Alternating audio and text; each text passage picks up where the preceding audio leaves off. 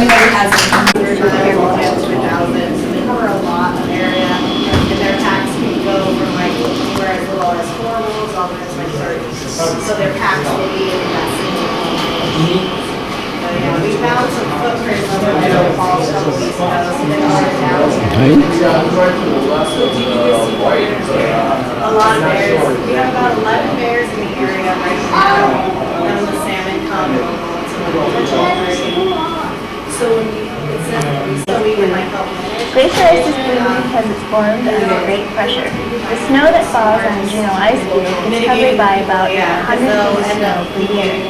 The great pressure of the snow causes air bubbles to squeeze out and a dense crystal structure is formed. If you go further, It takes 80 to 150 years for ice formed on Juneau ice field to travel to the face of Mendenhall Glacier. not over here. Yeah, too many people. When a piece of ice calves off the face of the glacier, the newly exposed face of ice appears brilliantly blue. This is because the white light hitting the dense crystal structure is absorbed into the crystal, all except for the blue light, which has the right wavelength for escape. It's the same reason a ruby appears red. The ruby has the right crystal structure to absorb all colors of the spectrum except for the red, which is reflected back to our eyes.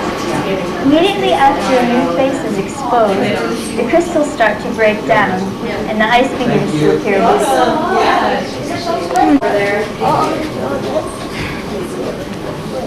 Move it up.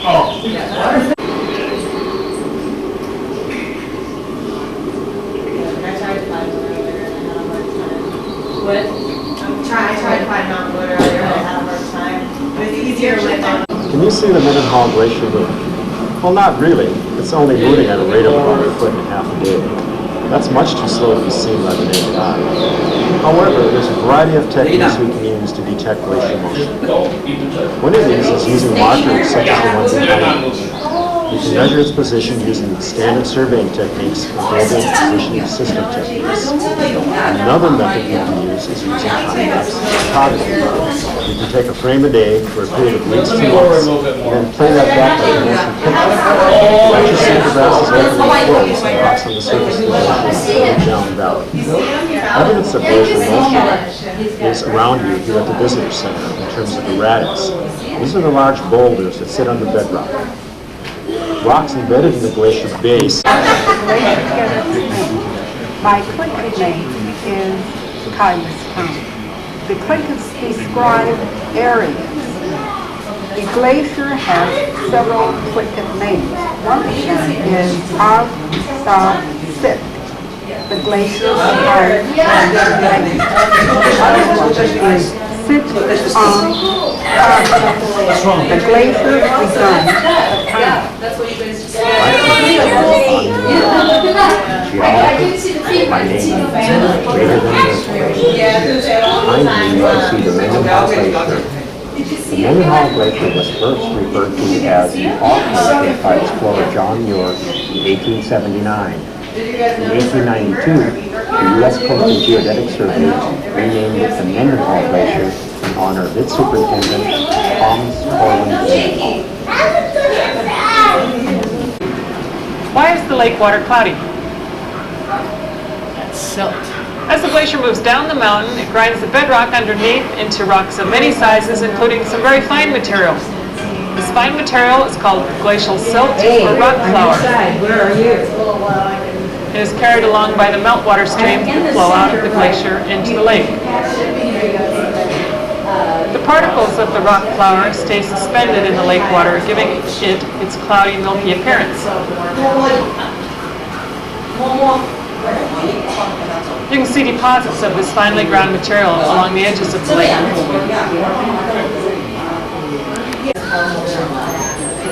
How close can you safely approach a glacier face? It really depends on the glacier. Here at the Mendenhall, there are a number of safe overlooks. The East Loop Trail gets you to within a quarter of a mile of the face of the glacier. At Photo Point, you can look across the lake, sometimes across icebergs at the face. And this beach to the northeast of Photo Point allows a different perspective. There is a potential danger, however, to viewing the Mendenhall, and that's sometimes the face of the glacier crashes into the water, throwing up a big wall of water.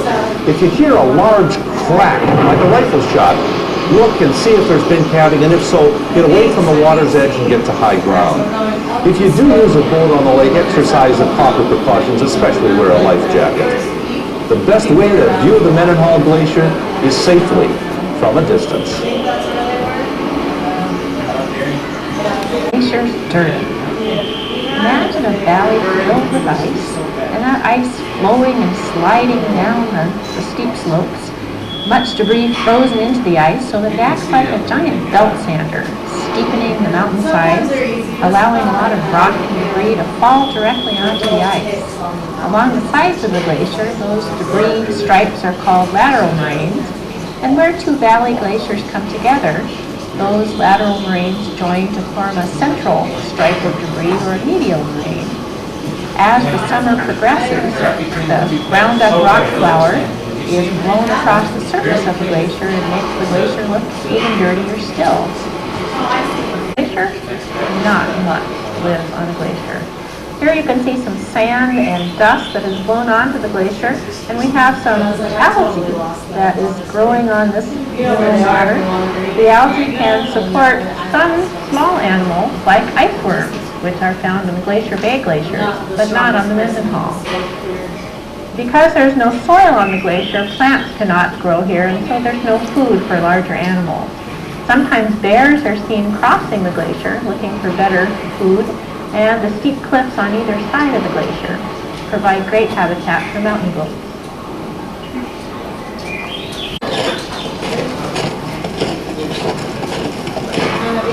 Is it safe to walk on a glacier? Walking on a glacier can be a hazardous undertaking. As the glacier moves down Mendenhall Valley, it encounters bumps and bends in its path. This slows down the bottom layers of the ice, causing the upper layer to stretch and crack. These giant cracks, called crevasses, can be as deep as a 10-story building. And they will wake up here and there. Crevasses often lie hidden under snow and are a serious danger to people trying to cross the glacier. During the last century, specialized equipment and techniques were developed for glacier travelers. Several private companies offer sightseeing flights over the glacier. Some of these flights land and allow passengers to walk on safe sections of the ice where expertise and specialized gear are not required.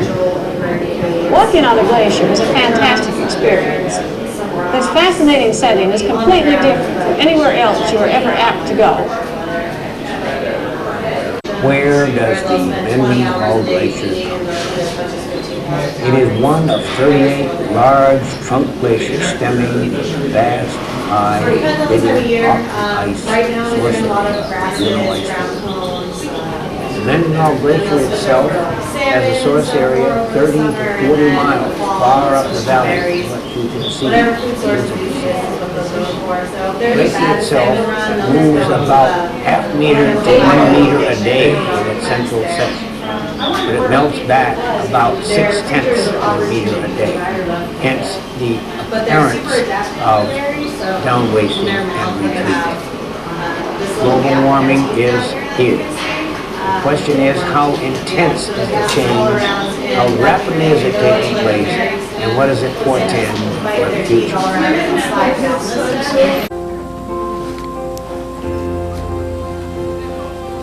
Alaska has been called the Great Land, full of rock and ice and landforms that seem unmoving and unchanging. But these sturdy mountains and solid fields of ice are anything but static.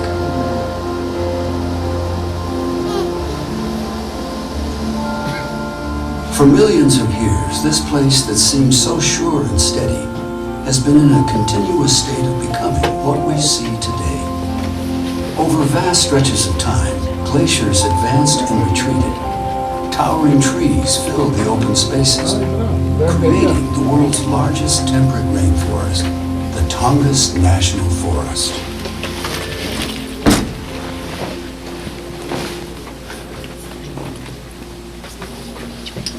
Southeast Alaska's frigid mountaintops and snowy ridges form the eastern boundary of the Tongass National Forest, the slender strip of land and water that stretches 500 miles along the Pacific coast. The tall peaks trap moist Pacific air, assuring the steady supply of rain and snow that sculpts this land. At high elevations, the process begins with snow, as much as 100 feet in some areas. The Juneau ice field, which blankets over 1,500 square miles of southeast Alaska and Canada, is a remnant of the ice sheets that once covered much of North America. This ice field alone feeds 38 glaciers, southeast Alaska's rivers of ice. This place is a perfect laboratory for scientists studying glaciers. Changes in the glaciers reveal insights about the health of our planet and how it's being affected by climate change. Right here, we're up at the top of the Mendenhall Glacier on the Juneau ice field, and there's so much snow falling each year. In the winter, we can get over 100 feet of snow. And all of that snow that falls during the winter, not all of it melts during the summer, and it gets buried by the next winter's snowfall.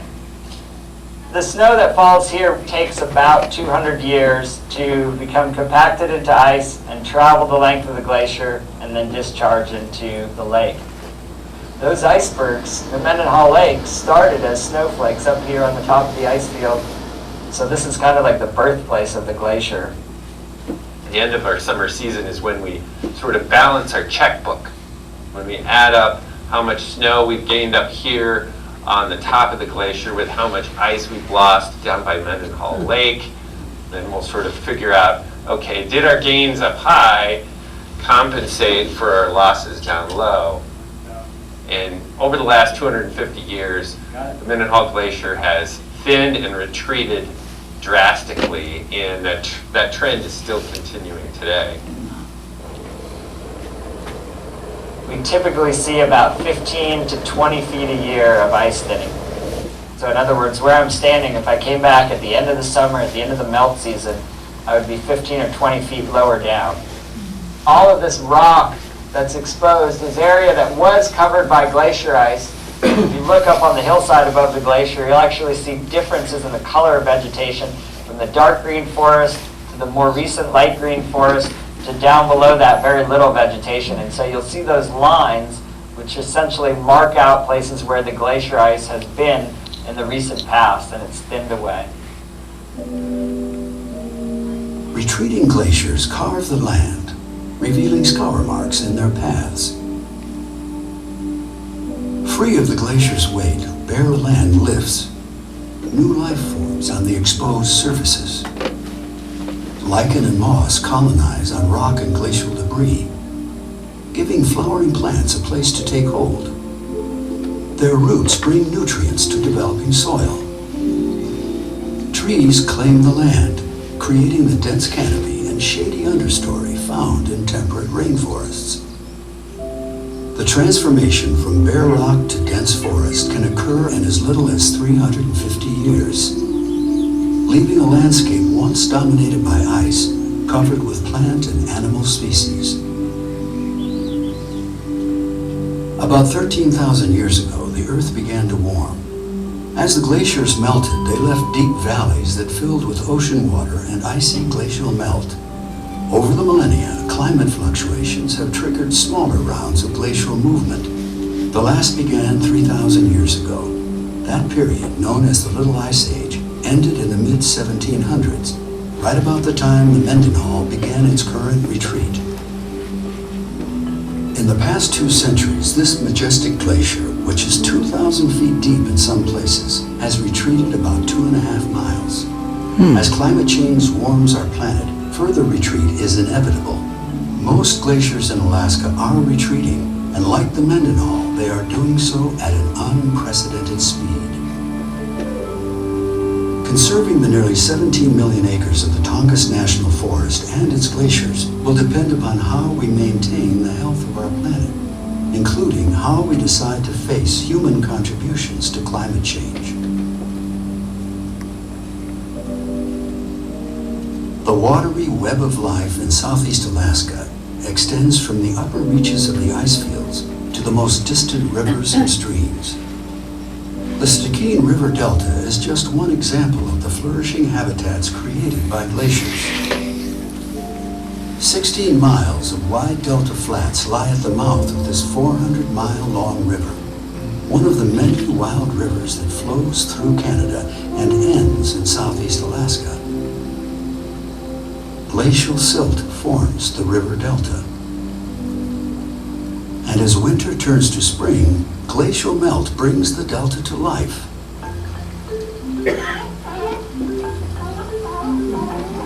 Early spring fish runs bring forth sea lions and the largest concentration of bald eagles in North America, just as the ice begins to break and flow.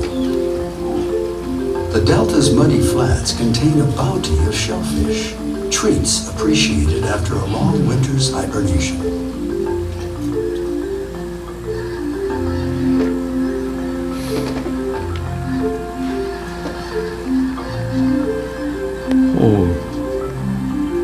Thousands of migrating snow geese return to the Stikine each spring.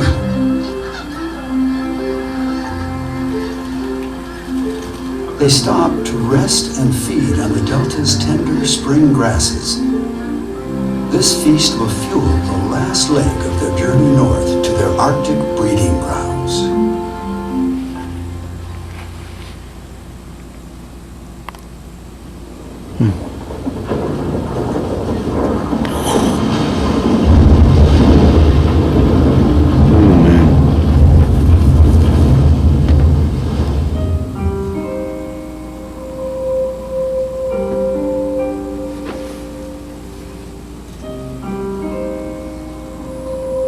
Change is one of the defining qualities of the Tongass. It's apparent in the shifting shape of the landscape and in the life cycles of the creatures that thrive here. Salmon begin their journey in the Tongass, then migrate to the ocean, where they live for up to 5 years. Once fully mature, they return to the stream where they were born, to lay their eggs and die. The returning salmon provide food for the forest's wildlife and a huge infusion of nutrients that benefit the health of rivers, soil, and trees.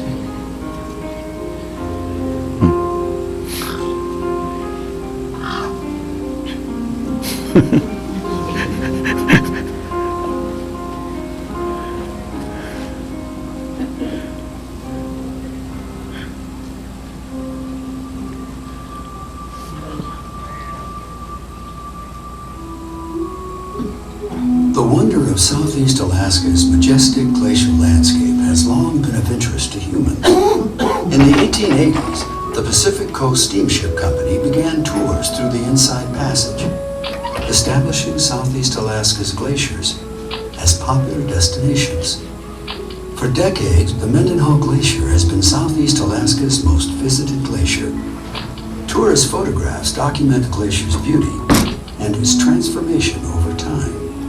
100 years ago, people came to wonder at the glacier about a mile downstream from where the visitor center now stands. Before 1930, Mendenhall Lake did not even exist. The Mendenhall Glacier remains a powerful attraction for both tourists and locals, receiving thousands of visitors each year.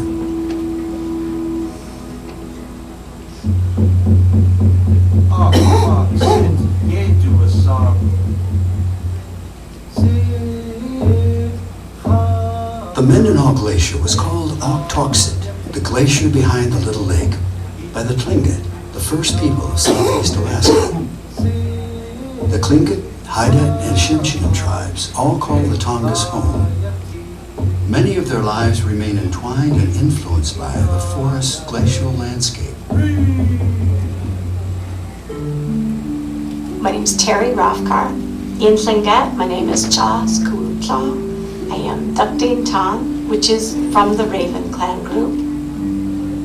One of the things with the Tlingit perspective, we never had a word for art. It wasn't that we didn't have the wealth enough to have art for just art's sake. But art was part of every day. So art was that paddle that you paddle a canoe.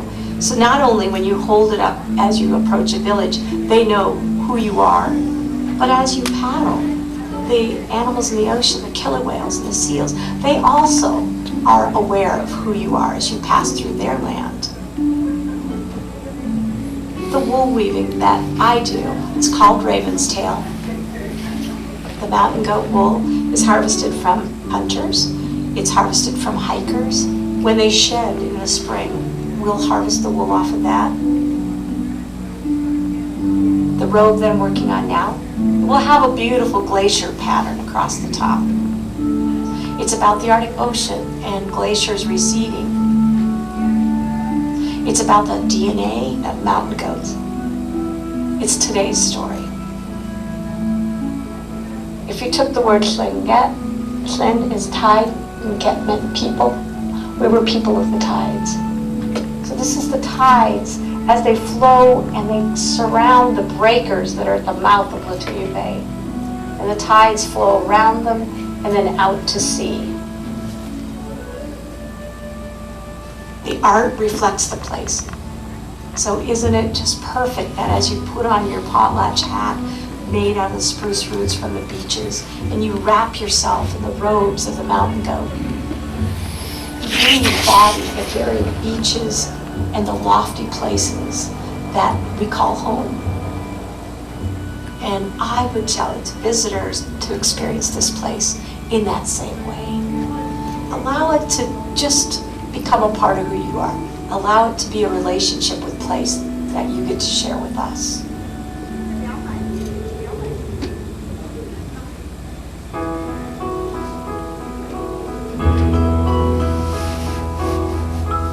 The Tongass National Forest is a landscape created by nature and woven by culture.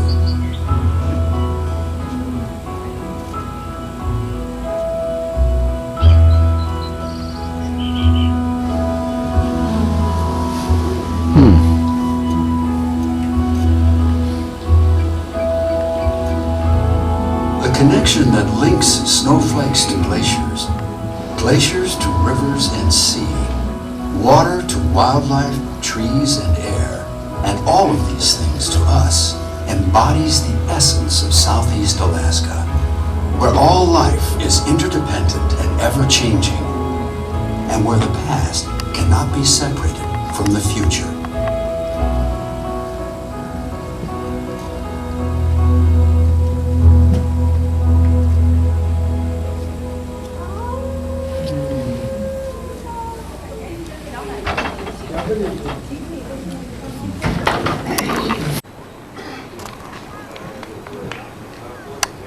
Con không có tên bốt con ta đi rồi.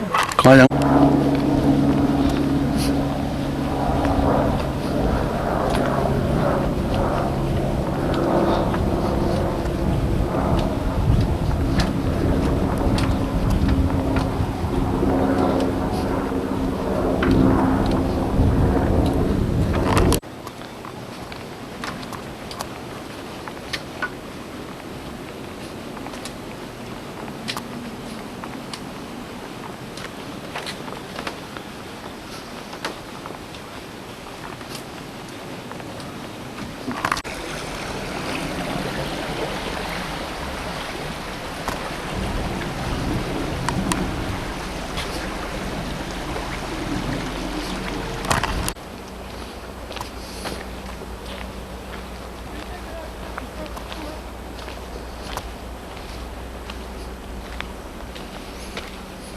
Yeah.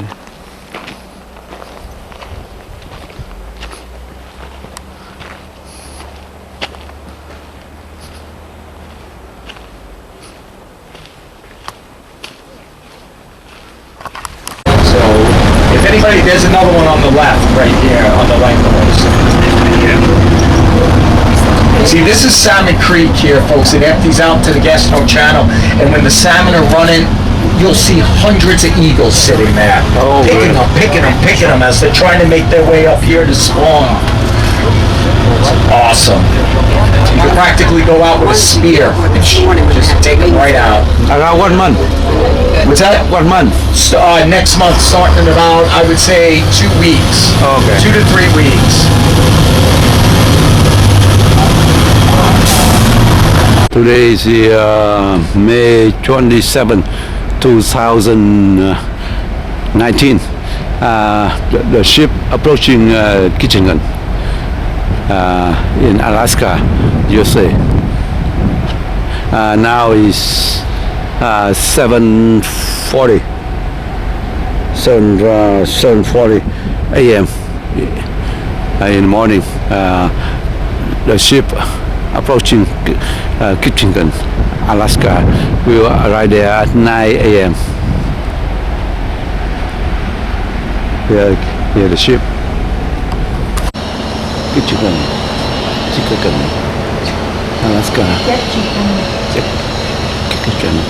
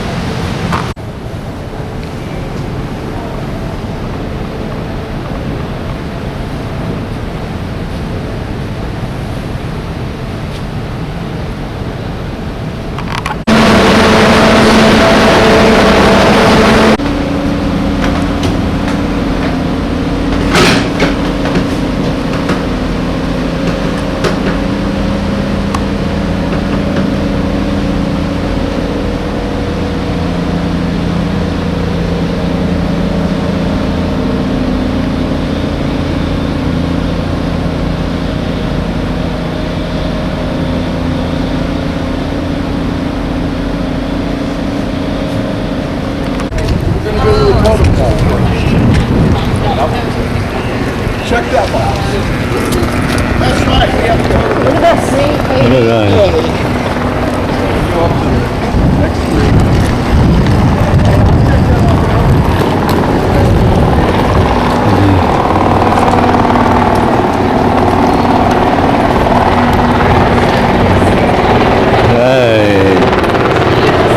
Do a sale here. Cái chỗ Infinity Jewelry nhận lấy cái này nè. Có nhà cái gì đó không?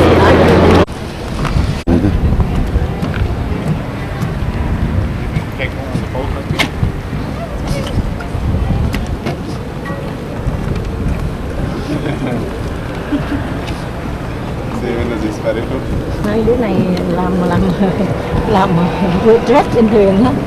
Sao vậy? Cái thằng đó thằng mẹ đó. Anh được nghỉ số giờ. Đi cũng được cái seaplane á, đi coi. Nó bay qua.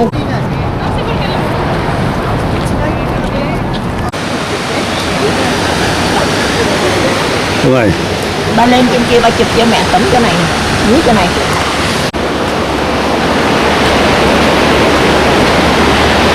Ô qua bển ai ơi, thi.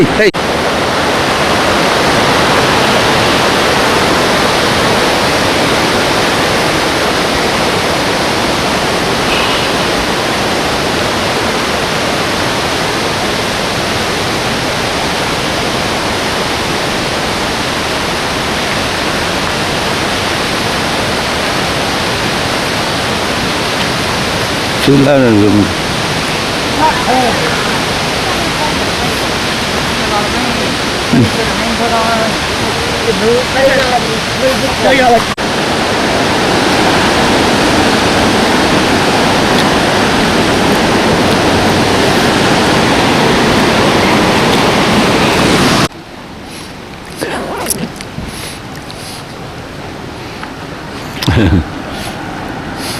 Cái này là có. And where are you guys from?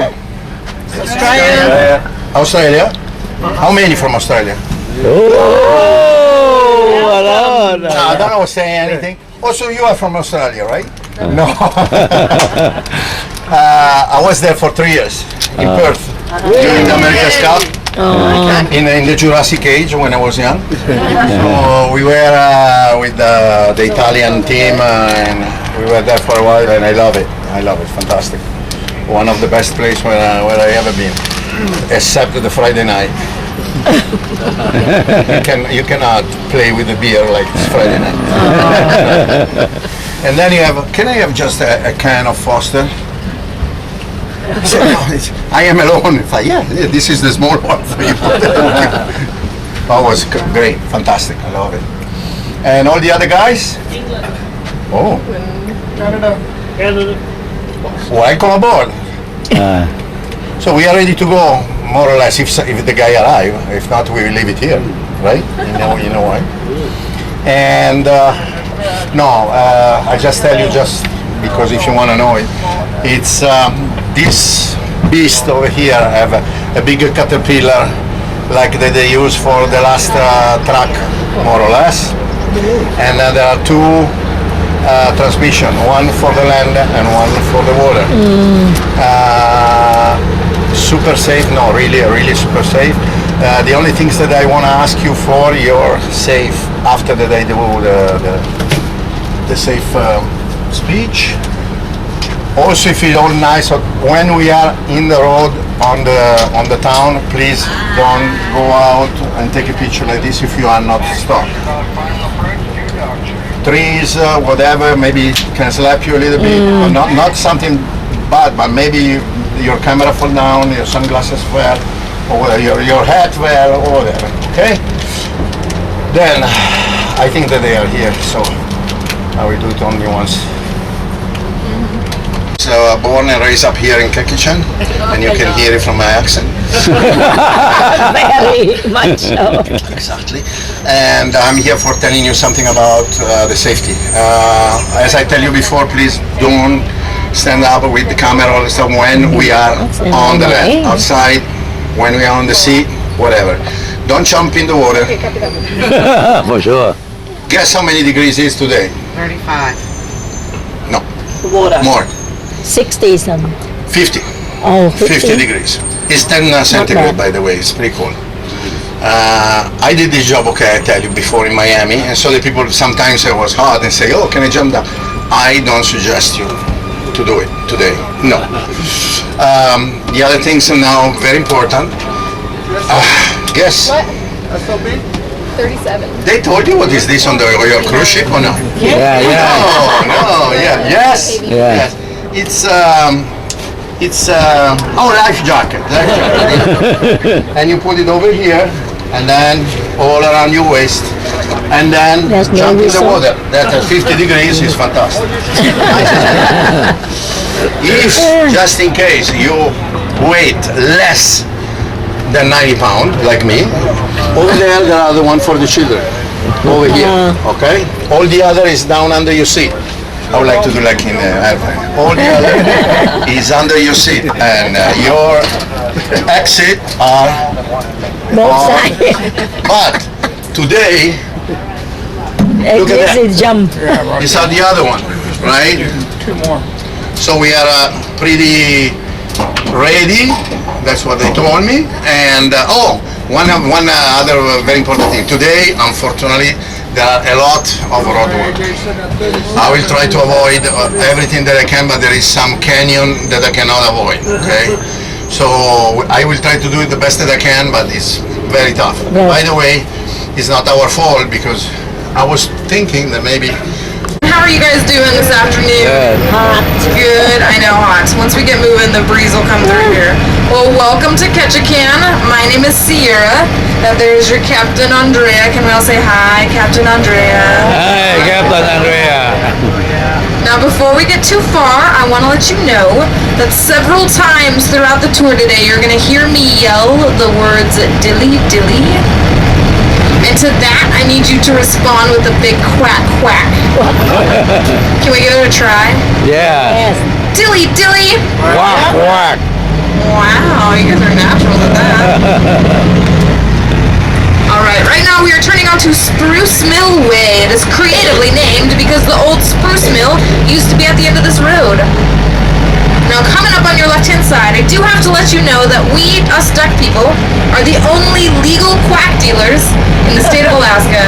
Those are my quack dealers. Hi, guys. Yeah, so you can go in there after the tour, get all quacked out. We got lots of quacky merchandise for you.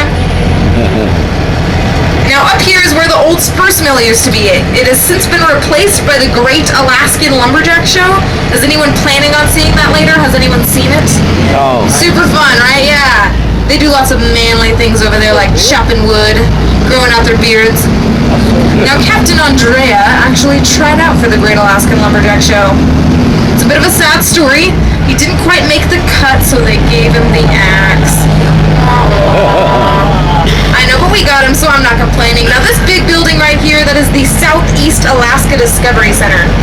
Fun little fact about this building, it actually cost more to build it than it cost the United States to purchase the state of Alaska. Yeah, scary, right?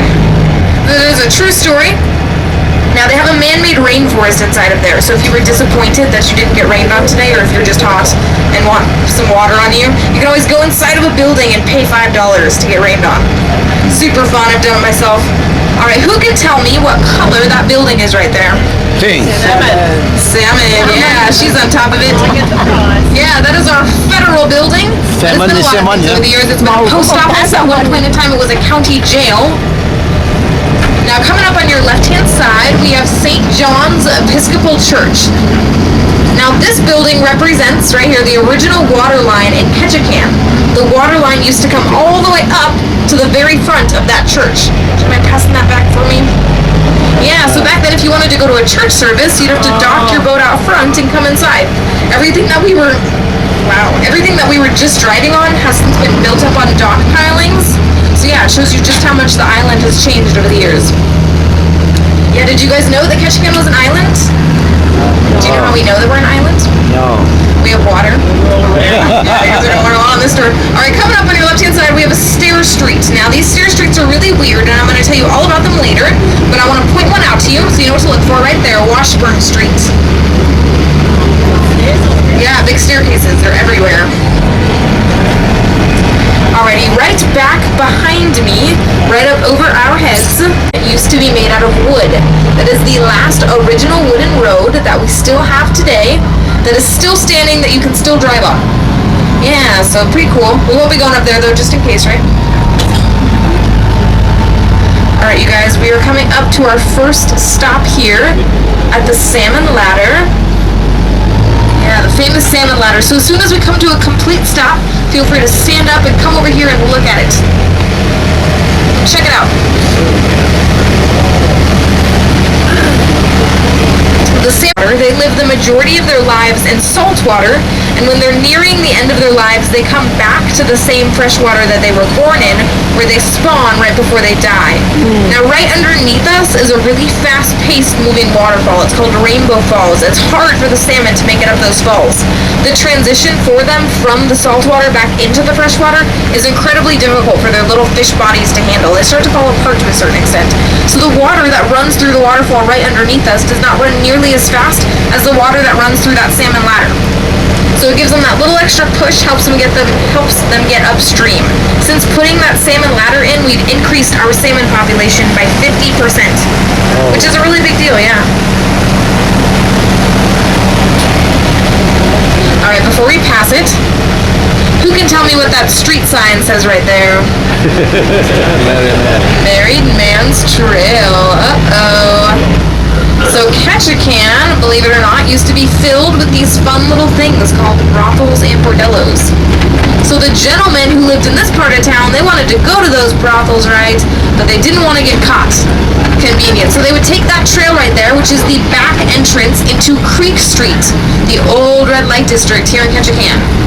Yeah, so now the most famous brothel, Dolly's House, she had a little deal going. She would charge the men, 50 cents to clean the mud off of their shoes after they traversed that back entrance.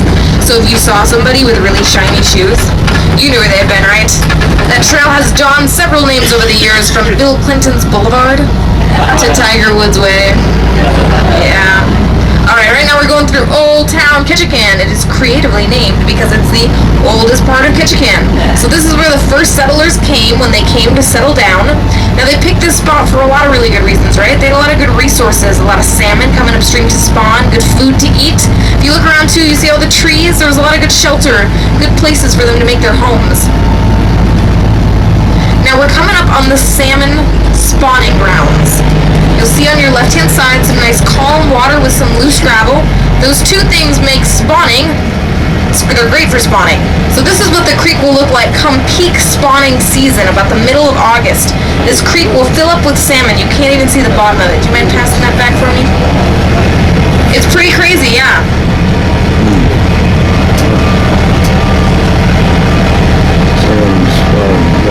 Oh, man.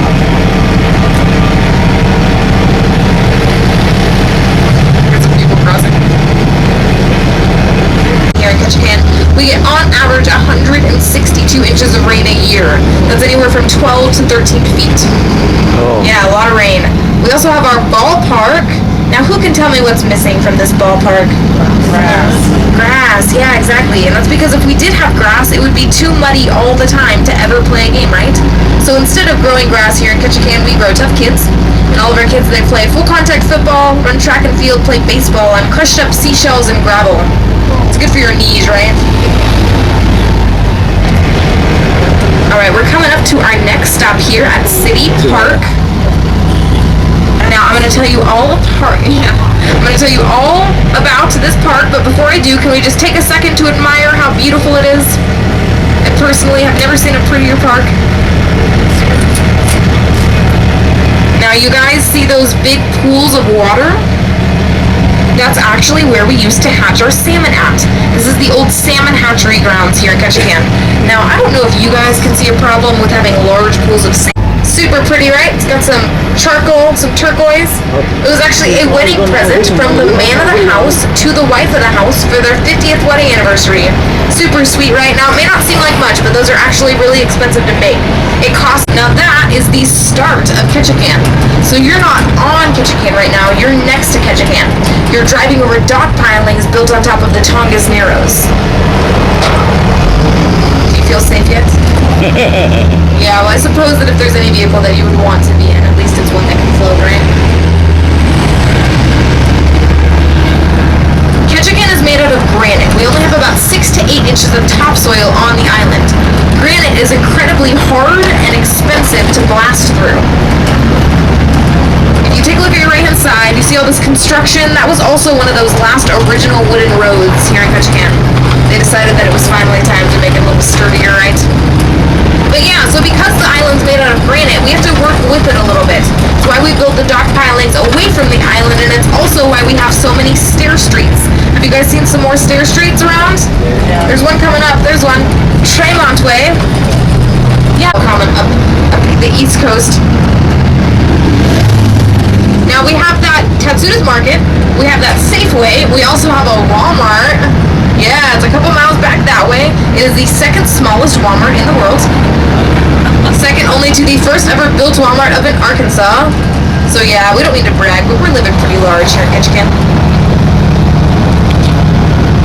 Alrighty, we are coming up on Bar Harbor.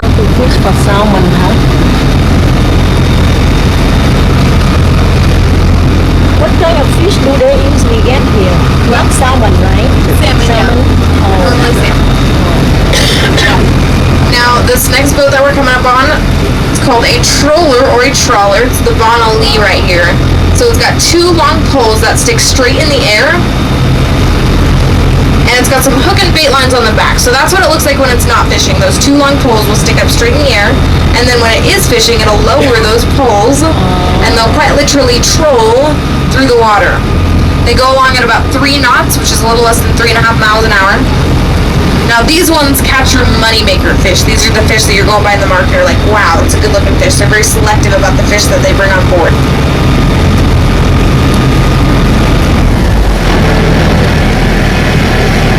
We have another eagle. Would you look at that? Oh, right here. Eagle, right here. Right here, eagle. Eagle, where is that?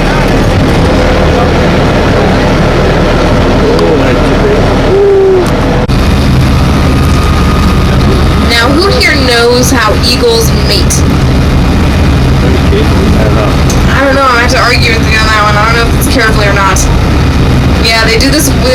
weird mating ritual. It's called cartwheeling. So eagles, when they find their mate, they do mate for life, and they'll fly up really, really high in the sky. They'll clasp talons together like so, and then they basically free fall or plummet back down to the earth, cartwheeling as they go. And right before they're about to hit whatever they were on top of, the ground, the water, they split apart from one another and they go up and they do it all over again. Now, as you can probably imagine, this is a fairly dangerous process. Sometimes the eagles get a little bit too caught up and they don't quite detach in time. Kersplat, you get the idea. But their mating ritual is the second leading cause of death amongst eagles. The first being old age. But what a way to go, right?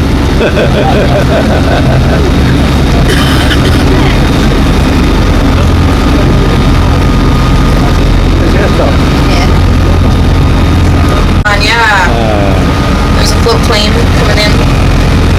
The Amazon, exactly.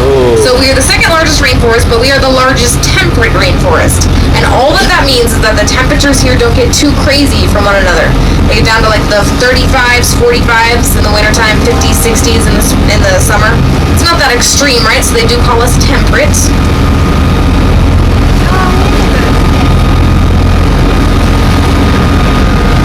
Now remember, we had a bunch of lumberjacks up here, right? And what those lumberjacks were doing is they were logging the Tongass National Rainforest, an aluminum transvac. So those tender boats that I was telling you about, when they get a full load of fish, they'll pull up right next to that tube, they'll lower the tube down, and it'll suck all the fish out of the hold of the ship straight up into the cannery. Oh, that's nice. Even the big one. So yeah, so all of anything from the purse seiners and the gillnetters will go up through that tube. Those nicer fish though, that the trollers get, they'll get hoisted up with pulleys. Obviously they don't want to suck those fish up. That would make a whole lot of sense. This is a good chance too though to see those dock pilings, the way that we've built up over the ocean.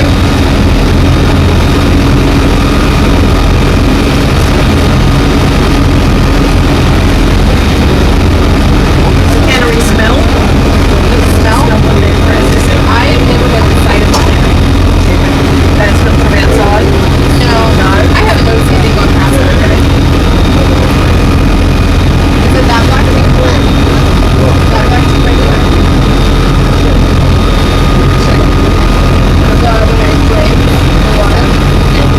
Yeah. Oh, okay.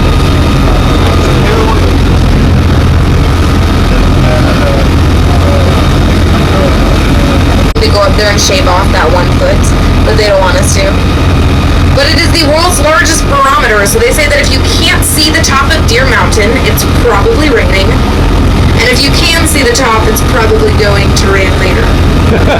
Super scientific, right? But yeah, you guys got a good view of your cruise ships right here. Lots of more float planes docked. Alright, now's a good chance for me. I'm gonna hop off the mic for a little bit. I'm gonna come around and answer any questions that you guys have. Take any pictures. You got a nice beautiful day behind you, so take advantage of it. More than happy to take some pictures for you. And then as promised, of course, I will be selling quack. So remember, these are great presents for kids that aren't yours. Grandparents, these are awesome stocking stuffers. Right, it's payback time. Your kids probably took some sanity from you, so now it's your chance to take some of theirs. Yeah. Yeah, so they're $3 a quacker, cheapest souvenir you'll find, or just for today, 2 for $6. Alright guys, we'll be around.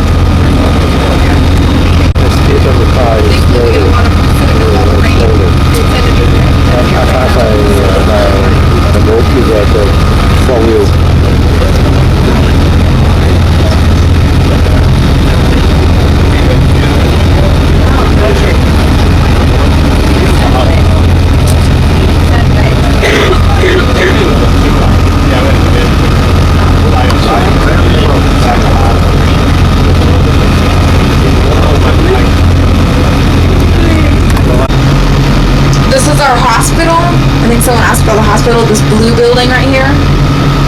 And you guys see these crates too, these barges? That's why we can't grow anything. We've tried just about everything, believe me. Does anyone know what kind of boat this is? Fishing boat. It's a purse seiner. Yeah, it's got that little skiff on the back and it's got that big pulley system. But yeah, anyway, we have all those barges. Everything gets shipped into us from Washington. because we can't grow anything. So that is why food here is so expensive. Everything but fish is pretty much overpriced. A gallon of milk at the store will be anywhere from $5 to $6. So it's expensive to live here. We got a lot of troller boats out here. That one's a troller. But the minimum wage would be like, well, I don't know what living cost, right? The minimum wage? I believe minimum wage in Alaska is $10.50. Yeah, so I guess, I don't know. Yeah. I don't know if that really evens out with the cost of living. But a lot of these boats, people will just live on their boats because it's cheaper to live on your boat than it is to get a place in town. Yeah.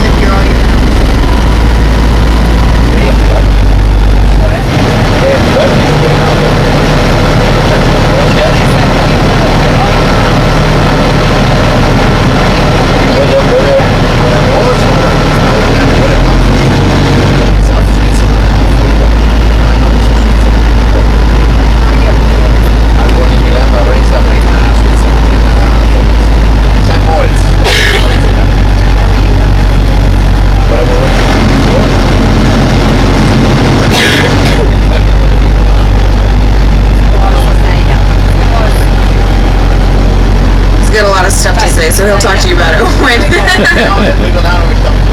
Yeah.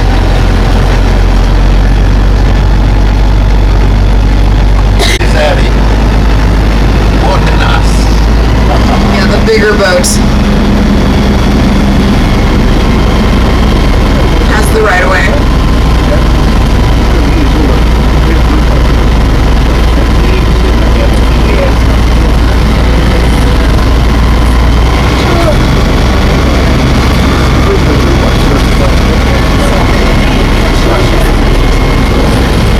Đi vô nó kìa, không ra nó đèn, cái đèn quay vô này.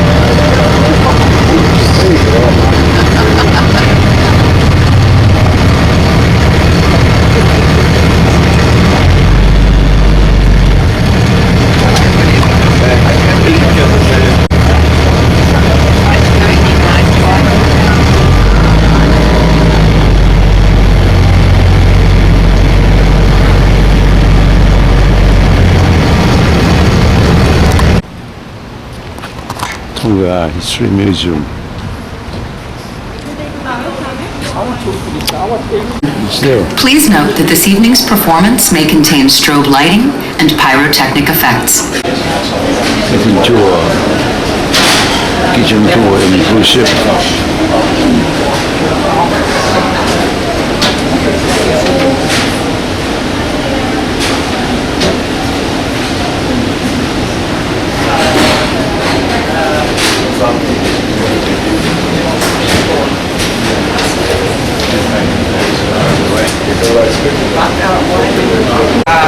good. So now you rest, we work here. Yeah. That's up to the guy. You need to go through? There's a long line.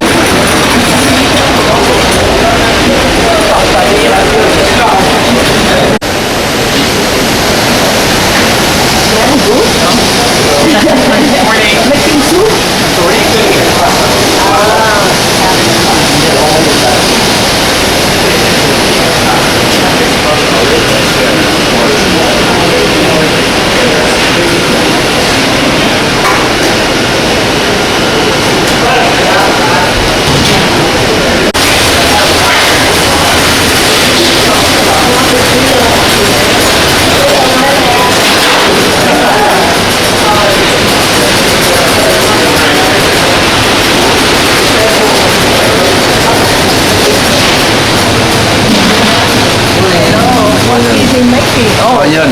Onion. Poor guy.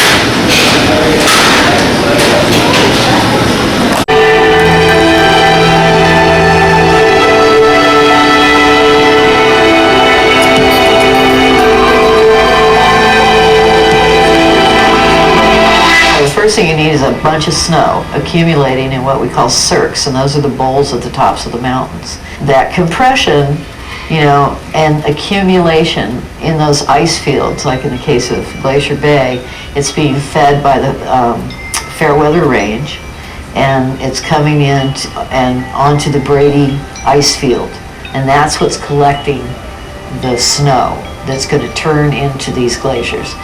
And then a simple thing happens called gravity.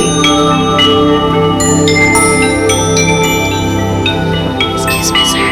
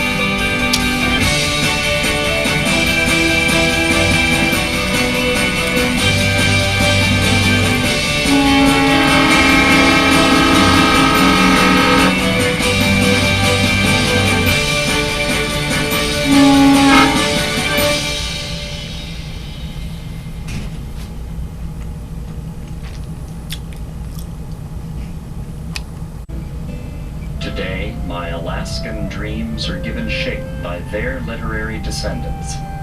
John McPhee, Velma Wallace, Barry Lopez. Now that my father is gone, I come here to rediscover him. And, as always in the wilderness, I find something more.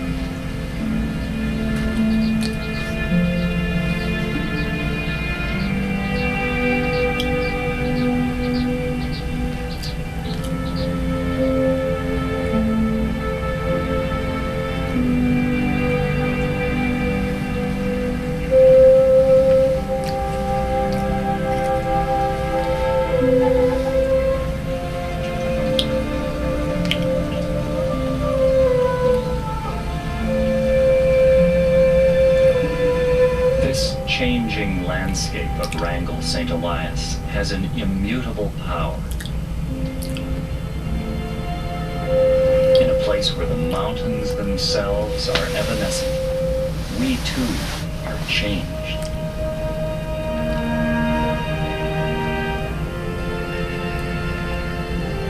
I come to Wrangell St. Elias not only to recapture a memory of my childhood, but to perceive the relationships made visible by this great land.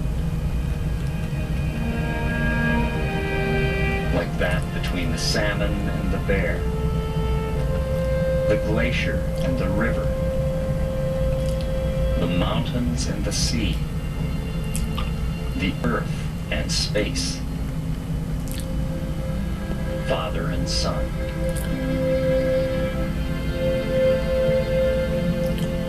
To understand not only the parts of life, but the sum.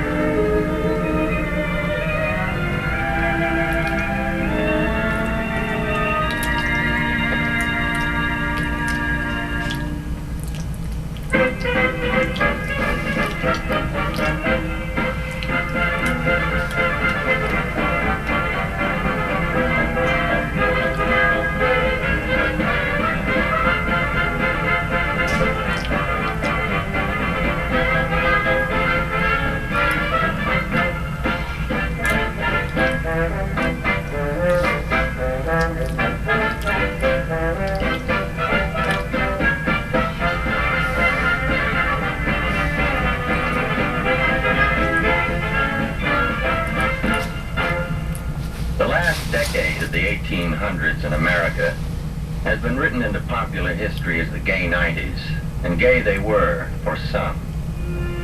But as always in the telling of man's affairs, the truth and the dream are not necessarily the same. We remember P.T. Barnum, John Philip Sousa, the dime novel, Mark Twain, the Florodora Sextet and the Chicago Fair. But we have forgotten that the 90s, in fact, were a nightmare for millions who were caught in the crushing depression that followed the Panic of 1893.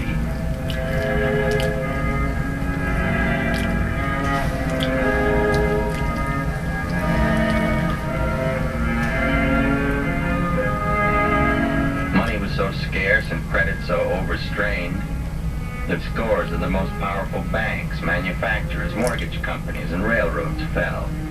Fear was so widespread that much of the nation's gold coinage was hoarded. It was into this context that an otherwise routine event occurred that was to fire the imagination of the nation. On July 15th, the Excelsior, a steam schooner chartered by the Alaska Commercial Company, docked in San Francisco. Down the gangway, a small group of men struggled with grips and suitcases bulging with gold. In a day, the word had flashed across the country. An unbelievably rich gold strike had been made on the tributaries of the Klondike River, deep in the Canadian Yukon, 2,500 miles north by sea and land from San Francisco. 2 days later, the Portland steamed into Seattle with more than 2 tons of gold from the Klondike, and the city went mad. Half the streetcar motormen, for instance, left their jobs. Even the mayor resigned to head for the gold fields. The Klondike madness raged across the country, and tens of thousands set out to join the rush. Gold coins, which had been hoarded during the bitter panic, came out of hiding, and many millions were spent on the goods and gear required for the arduous journey. Thousands fought to buy a berth on Alaska-bound ships, and the price of passage north in all the coastal ports soared to 10 times that which it had been prior to the arrival of the news.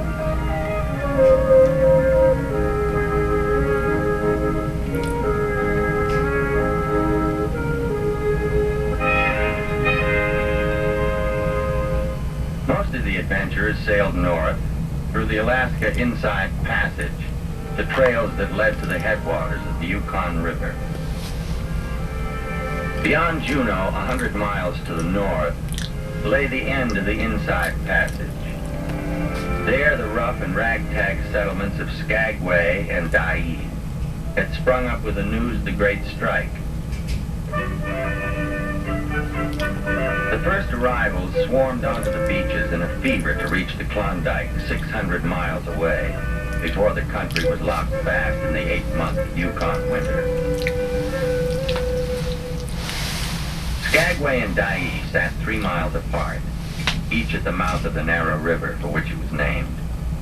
From Skagway, an untried trail led to the White Pass, and from Dyea, a trail which had been used for years led over the spectacular Chilkoot Pass. Beyond the passes lay the lake where most were destined to spend the winter. Cái bà tàu hồi nãy bà nói là có cái air train á, nó đi từ chỗ không biết phải chỗ bọt không đi tới Busch Garden đó, nó qua tới Victoria, bên Victoria. Air train. Ừ. Nó đã đi bằng tường biển. Hả? Đi thuyền cũng được mà đi air train cũng được. Trên nó được hả? Biển mà trên nó được. Không, đi qua tới bà nói là cái gì air train gì? Although it would be another year before American law was firmly planted. All through the winter and into the summer of 1898, Skagway and Dyea were run by Soapy Smith, a notorious confidence man from Colorado, and his gang of thugs and cheats. The chain of humanity that streamed through the towns and onto the trails were drawn from every cut of life. Farm boys, housewives, carpenters, writers, card sharps, clergymen, doctors, merchants, miners, dance hall girls.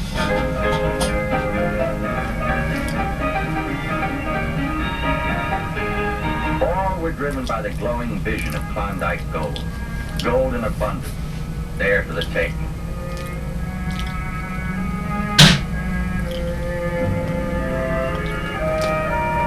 As the trails steepened, the pace slowed, and many thousands, no one knows the count, turned back that summer and in the winter that followed, beaten by the harsh terrain.